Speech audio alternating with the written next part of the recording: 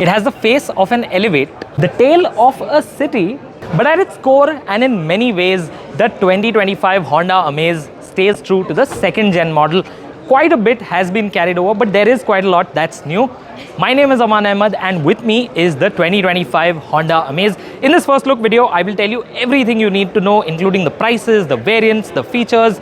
But before we get started, make sure to follow carandbike and hit the bell icon so you're notified every time we upload a new video. Now let's take a closer look at the new Honda Amaze.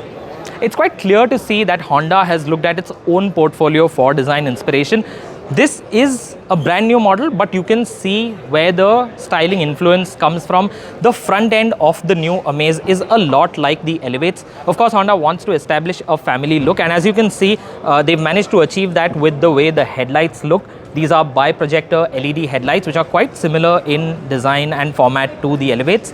You get a thick band of chrome on top of the grille. The grille has this glossy honeycomb finish, and you have the fog lights low down over here. It looks fairly smart, even if it is not the most original to look at. This is the top spec model, so you get 15-inch alloy wheels. The lower variant gets a 14-inch wheel with covers, and Honda has used wider tires this time around. It is in profile that the Amaze is visibly linked to its predecessor. As you can tell, it is not that much different compared to the outgoing model. And when you come towards the rear section, once again you have a stubby boot, but the tail itself is reminiscent of the city. It almost looks like a city that has been shrunken, and that's no bad thing because the city does look pretty handsome even now. And as you can see, the tail lights have the same L-shaped elements in them, LED tail lights of course. And in terms of dimensions, not a lot has changed. It still has a 2470mm wheelbase, but Honda says that it has increased the track width a little bit to be able to improve the new Amaze's handling. Now let's jump inside the new Amaze and see what it's like over there. So now I'm inside the new Amaze, and the first thing that strikes me is just how similar this is to the Elevate. The interior, the way it looks, the way the dashboard is designed and laid out, it is almost exactly the same as you would find in Honda's compact SUV.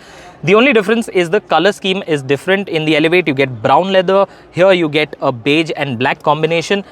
And in terms of what you get, so as you can see, this is a familiar 3-spoke steering wheel that we've seen on the Elevate, and it has a couple of special buttons, but I'll get to that in a bit. You get an 8-inch floating touchscreen infotainment system. This is standard on the Amaze, so that is a good thing.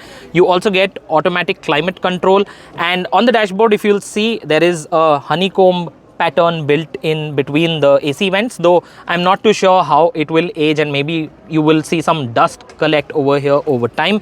And you've got 2 USB charging ports, though these are type A and not type C ports. You do get wireless phone charging, and there is a 12-volt power socket over here.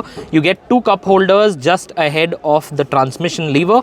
As you can see, this is the CVT version, so this is the CVT lever, and this variant has paddle shifters.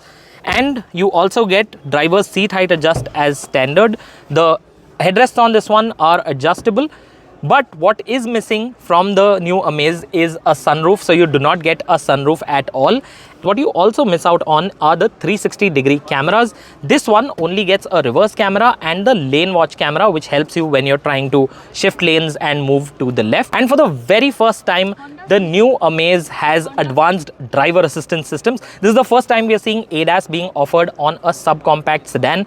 This one has level 2 ADAS, so you get autonomous emergency braking, lane keep assist, adaptive cruise control, and the works. And in terms of other safety equipment, you get 6 airbags as standard, and the Amaze also benefits from hill start assist and vehicle stability management for the very first time, and you also get 3-point seat belts for all passengers. Now let's jump into the rear seat of the new Amaze and see what it's like over there. So now I'm in the back seat of the new Amaze, and as you can see, there is a decent amount of space back here, especially for someone like me. I'm 5'6", so I have enough room. I have enough headroom, there's good leg room, good knee room as well, good foot room for the passengers on either side. As you can see, the Amaze finally has dedicated AC vents for rear seat passengers. This is a welcome addition, though the one who will sit in the middle will have a little bit of trouble because the rear AC vent module is large and it sort of robs you of foot space. Lower down in the console, you will only find a 12-volt socket. There is no USB charging port over here, which is a miss, I think.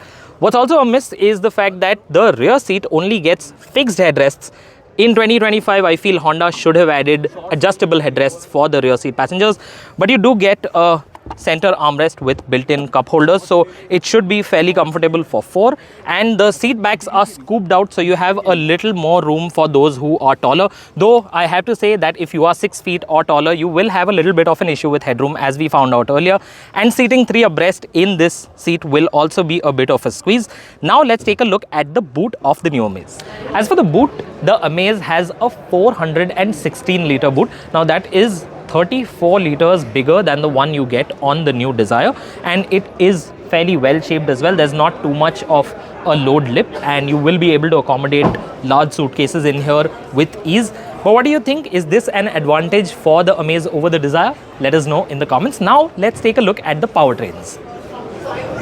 Now speaking of powertrains, in terms of engine options, you don't really have any with the new Amaze because the only engine available is the 1.2-liter 4-cylinder iVTEC engine that we've come to know so well over the years. This one continues to produce close to 88 brake horsepower and 110 Newton meters of torque.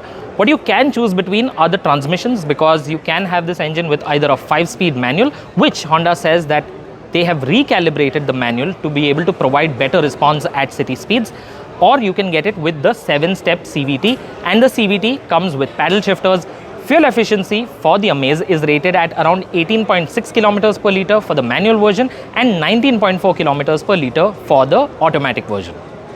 So now let's talk about the warranty and the prices of the new Amaze. As standard, the warranty is 3 years and unlimited kilometers, though you can choose to extend it to 10 years for an additional cost.